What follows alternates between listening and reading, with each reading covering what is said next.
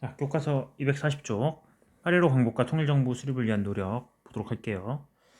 냉전체제 형성과 동아시아의 정세 변화. 2차 세계대전 이후 주요 국가들은 유엔을 창설하는 등 국제 평화를 유지하기 노력했다. 그러나 미국과 소련이 국제 질서의 주도권을 놓고 대립하면서 전후 세계는 밑죽음합니다. 미국 중심의 자본주의와 소련주의의 공산주의로 재편되는데 이걸 냉전이라고 부릅니다.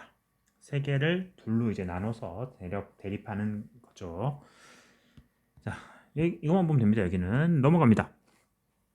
군사 분계선으로 설정된 38선. 1945년 8월 초 미국이 일본 히로시마와 나가사키에 원자폭탄을 투하하자 소련은 동아시아에 대한 영향력을 확보하기 위해 서둘러 대일 선전포고를 하였다. 소련군은 만주와 한반도 북부 지역에서 일본군과 교섭하였으며 8월 하순에는 38선 이북 지역을 완전히 장악했다. 소련군이 예상보다 빠른 속도로 남하하자 미국은 이를 견제하기 위해 소련에 한반도 분할 점령을 제안했다. 소련이 동의함으로써 북위 38도선이 한반도 군사 분계선으로 설정되었다. 애초에 38선은 군사적 편의를 위한 일시적 경계선에 불과했으나 냉전으로 대립이 깊어지면서 남북을 가르는 분단선이 되고 말았다. 38선 이남에서 1945년 9월 초에 미군이 진주하면서 조선 총독의 항복을 받았다. 미국은 군정청을 설치하고 38선 이남 지역에 대한 직접 통치를 선포했다. 또한 밑줄 편의를 위해 일제 관리와 경찰을 그대로 기용했다. 옆에다 써놓으세요. 친일파 청사는 실패했다. 미 군정의 직접 통치 방침에 따라 이거는 공부할 때 한번 보도록 하고, 대한민국 임시정부는 정부의 자격을 인정받지 못하였고 김구를 비롯한 대한민국 임시정부 요인들도 개인 자격으로 귀국했다. 광복 직후 각 지역에 자발적으로 수립된 인민위원회와 같은 자치기구도 강제 해산되거나 영향력을 상실했다. 한편 38선 이북에서는 사회주의자들이 앞장서서 인민위원회를 결성하고 소련이 거기서 권력을 장악했다. 이런 얘기입니다. 자, 공부할 때 이것도 좀 봅시다. 광복 이후 각지에 조직되었던 민간 자치기구입니다. 하지만 미군이 주둔하면서 미 군정이 이렇게 실질적으로 한반도를 통치하면서 그거는 위축되고 북한에서는 영향력을 발휘합니다. 넘기겠습니다. 새로운 국가 건설 운동에서 가장 앞장서서 움직인 세력은 국내에 활동한 조선 건국동맹이고 여운형이라는 사람이 앞장섭니다. 여운형을 비롯한 조선 건국동맹의 핵심 인사들은 광복이 되자 곧바로 서울에서 좌우 세력을 연합하여 조선 건국준비위원회를 조직했다. 건국준비위원회는 어떤 활동을 했을까? 건국준비위원회는 전국 각지의 지부를 결성하여 자치적으로 행정과 치안을 담당하는 등 사회 안정에 힘을 기울였다. 또한 미군이 한반도에 진주하기 전에 서둘러 동그라미 칩니다. 조선인민공화국 수립 선포. 그러나 밑에요. 우익 세력은 좌익 세력의 주도로 수립된 여기에 대해 부정적인 태도를 보였고 미 군종도 인정하지 않아 해체되었습니다. 자, 밑에는 뭐 다양한 정치 세력의 형성이에요. 아까 얘기했죠. 이제 미 군정에 협조를 하면서 등장한 정치 세력들. 여기서부터 송진우, 김성수 등을 비롯한 지주 자본가 출신의 한민당, 우익 세력을 이끌었고 박헌영은 조선공산당, 그리고 이승만은 독립촉성중앙협의회, 김구 등 임시정부 세력은 한국독립당, 뭐 이런 걸 만들었습니다. 넘깁니다. 통일 정부를 둘러싼 갈등, 모스크바 3국 회상 회의와 신탁통치 문제. 새로운 국가 건설 운동에서 중요한 관건은 2차 세계대전을 승리로 이끈 연합국의 의지였다. 1945년 12월에 열린 동그라미 모스크바 3국 외상회의에서 미국, 영국, 소련은 한반도 문제에 대해서 다음과 같이 결정을 합니다. 이거는 진짜 중요합니다. 임시민주정부 수립, 그리고 미소공동위원회 조직, 신탁통치 협약. 한국인들은 신탁통치에 어떤 반응을 보였을까? 모스크바 3국 외상회의의 결정사안이 국내에 전해지면서 주로 신탁 통치 문제가 부각되었다. 여기에는 일부 언론의 잘못된 보도가 영향을 미쳤고 김구, 이승만 등을 중심으로 한 우익 세력은 신탁 통치를 또 다른 식민 지배라고 보며 반탁 운동을 벌이기도 했습니다. 박헌영 등의 좌익 세력도 처음에는 신탁 통치를 반대한다는 견해.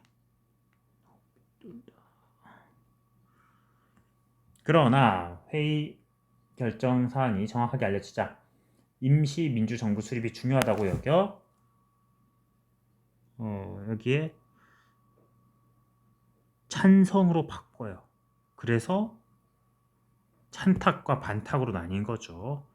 한편 중도 세력은 신탁 통치는 반대하지만 어떻게 한다고 이렇게 나뉘기도 했습니다. 자, 요거 좀 밑줄 그어놓을게요. 좌익 세력은 찬성, 현실적으로 협조를 받아야 된다. 우익 세력은 반대. 그렇게 나뉘었습니다. 1946년 미소 공동위원회가 열렸다. 1차 미국과 소련은 임시민주정부 수립을 위한 협의 대상에 참여할 정당과 사회단체 범위를 놓고 대립합니다. 결국 미소 공동위원회는 합의점을 찾지 못하고 휴회에 들어갔다. 한반도가 분단될 수 있다는 우려가 커지는 가운데 이승만은 정읍 발언을 통해 공개적으로 남한 단독정부 수립을 주장했다. 한편 여운형, 김규식 등을 중심으로 한 중도 세력은 좌우 합작위원회를 구성하고 각계의 주장을 아울러 좌우 합작 7원칙을 발표하였다. 여운형은 중도 좌파였고 중도 우파였죠.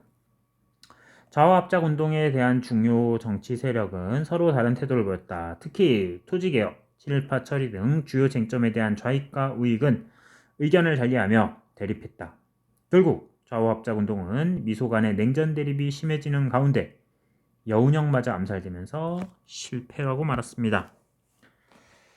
자, 미소공동위원회는 재개됩니다. 2차예요. 이거 공부할 때 보세요. 이거 정읍 발언 이거 먼저 하고 합시다. 우리 남방만이라도 단독 정부 만들자 그런 얘기죠. 그리고 좌우 합작 원칙, 미소공동위원회 속개하고 이런 얘기들 나오고 밑에 미소공동위원회는 1947년 5월에 재개됐지만 2차죠. 양측 견해차가 좁혀지지 않아 결렬되었다. 이에 미국은 한반도 문제를 유엔에 넘겨 국제사회의 결의에 따라 해결하자고 제안하고 소련은 두 나라의 군대가 철수한 다음 한국은 스스로 정부를 수립하는 데 맡기자고 했다. 국제연합은 소련이 불참한 가운데 총회를 열어 밑줄 한반도에서 인구 비례에 따라 총선거 시행 이를 기반으로 정부 수립하자는 제안을 통과시켰다. 그래서 유엔 한국 임시위원단이 파견됩니다. 그러나 소련과 북한의 정치 지도자들은 유엔 한국 임시위원단의 방문을 거부. 이에 국제연합은 한반도 전 지역에서 총선거를 치르는 것은 불가능하다고 간주하고 소총회를 열어 선거 가능 지역만 하도록 다시 한번 총회를 연 거죠. 그래서 단독 정부 수립이 결정됩니다. 남북이 분단될 위기에 처하자 김구와 김규식은 미 군정과 우익 단체들의 반대를 무릅쓰고 1948년 4월 북한에 들어가 주요 정치 지도자들과 회담을 개최합니다. 남북 협상. 양측 지도자들은 외국 군대 철수, 임시정부 수립, 남한 단독정부 반대 등의 내용을 담은 선언문을 발표. 그러나 국제연합이 남한 단독선거를 결정한 데다 북한 역시 내부적으로는 자기네 정부 만드는 걸 원하고 있죠. 아까 얘기한 거예요. 김구 읍고. 그래서 38선을 베고 쓰러질지언정. 이게 키워드입니다. 이거 나오면 김구가 그 단독정부 수립에 반대해서 쓴 글이구나. 38선을 베고 쓰러질지언정. 키워드예요. 정부 수립을 둘러싼 갈등. 남한 단독 선거를 둘러싼 갈등이 가장 치열하게 전개된 곳은 제주도였다. 1947년 3.1절 기념 시위에서 경찰의 발포로 여러 명이 사망하자 제주도민이 크게 반발하여 책임자 처벌 등을 요구했다. 미 군정과 우익 단체는 시위에 무력으로 대응하여 사태는 더욱 악화되었다.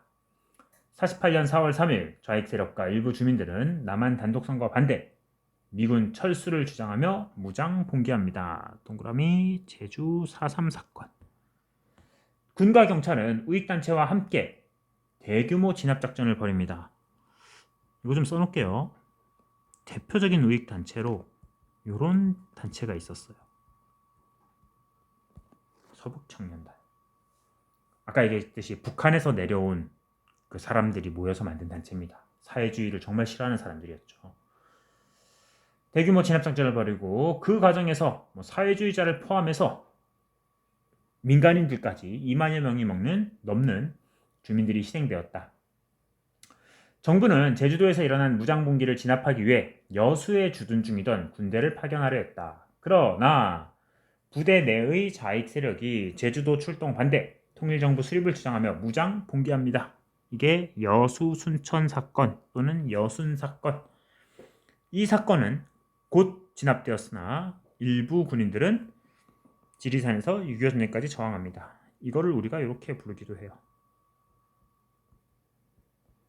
이 저항했던 빨치산들.